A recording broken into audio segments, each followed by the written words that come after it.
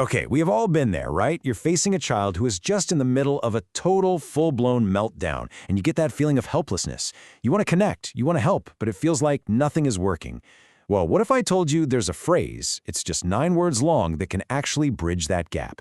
Today we are going to unpack a super simple but really profound technique for calming a frustrated child. Let's just dive right in. I mean, this is the million-dollar question, isn't it?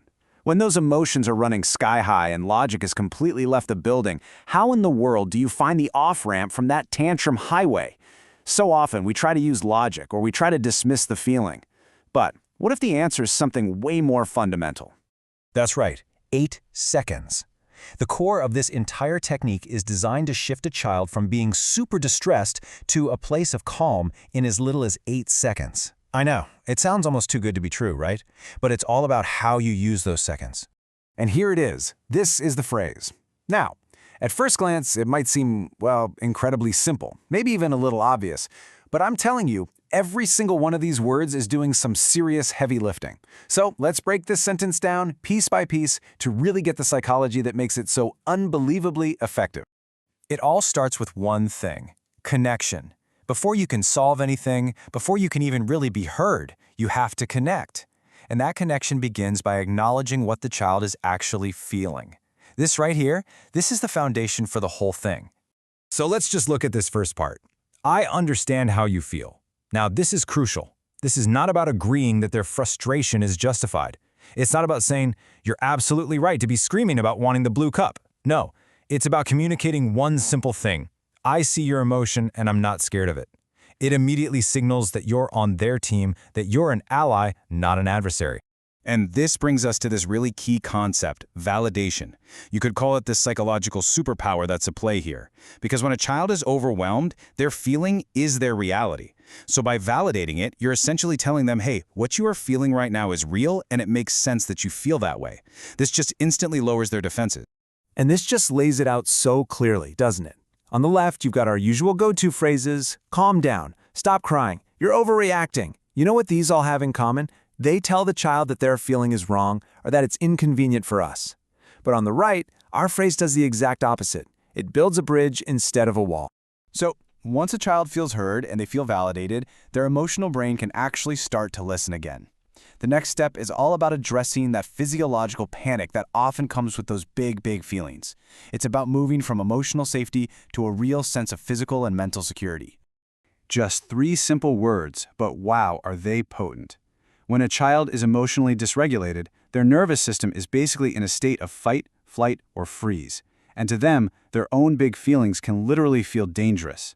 This phrase, "you are safe," speaks directly to that primal fear right at its core. And just look at everything this one little statement accomplishes. It's not just about, physical safety from harm. It's communicating that their feelings aren't going to destroy them. It says, I am here and I can handle your storm. It reassures them that this intense moment has an end and that ultimately they are protected by you. That is a multi-layered message of complete security. Okay, so we've validated the feeling, we've established safety, the defenses are down, the panic is starting to subside. Now, this final part of the phrase is less about the words themselves and way more about the delivery. It's all about lending your own calm to the situation. Okay, it's almost like a gentle hum or a mantra. When you say it in a low, soft, rhythmic tone, it's not a command, it's a transition. It's the verbal equivalent of just putting a steadying hand on their back. And the repetition here is absolutely key. It becomes this predictable, soothing sound that their nervous system can just latch onto. And that brings us to this incredible idea, co-regulation. Think about it. We aren't born knowing how to manage big emotions. We learn it by borrowing the calm from our caregivers. So when you say, okay, in that soothing tone, you are actively co-regulating. You're literally using your own regulated nervous system as a tool to help theirs find its way back to balance.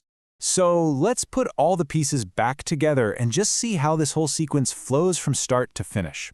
Each part perfectly sets the stage for the next, creating this, well, it's like a rapid and effective calming domino effect. So it all comes down to this really simple 3-step process. First, you connect by validating the emotion. Then, you calm their nervous system by establishing safety. And finally, you guide them back to balance with that gentle reassurance. Validate, secure, reassure. It's a clear, repeatable formula. And here we are, right back at the full phrase. I understand how you feel. That opens the door. You are safe. That invites them into a calm space. And okay, that helps them settle in. It's a whole journey from chaos to connection in just 9 words in about 8 seconds. Pretty amazing. And that leaves us with this final, really powerful question to think about. I mean, sure, this technique is for a child's meltdown, but the principle behind it is universal. What if, in all of our relationships, we just made a point to validate feelings before we ever tried to fix problems? How might things change if we always started by building that bridge of understanding?